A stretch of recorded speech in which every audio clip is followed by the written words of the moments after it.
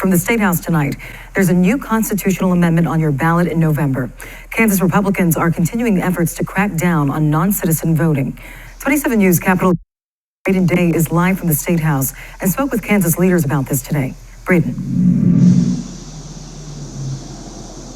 Yeah, Rebecca, well, this amendment will change language in the Kansas Constitution to specify that only U.S. citizens can vote in state elections.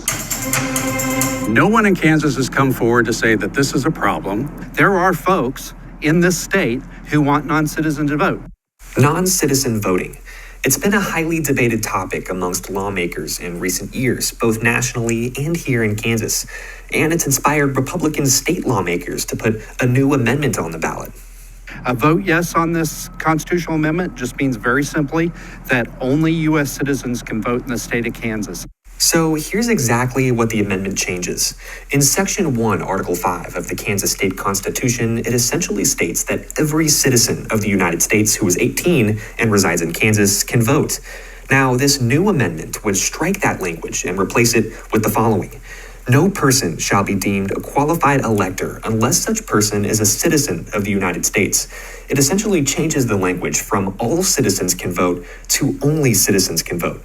Nowhere in our Kansas Constitution and nowhere in our state statute does it actually say you must be a citizen to vote. We need to make it clear in a way that's very hard to alter, like our Constitution, that in Kansas we only want U.S. citizens voting in our elections. However, critics of the amendment, largely Democrats, argue this will disenfranchise Kansas voters and keep registered voters away from the polls.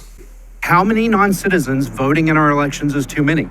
Because every time a non-citizen votes, they're canceling out the vote of a valid Kansas voter. They're disenfranchising a valid Kansas voter. So I would contend that the number is one. One is too many voting.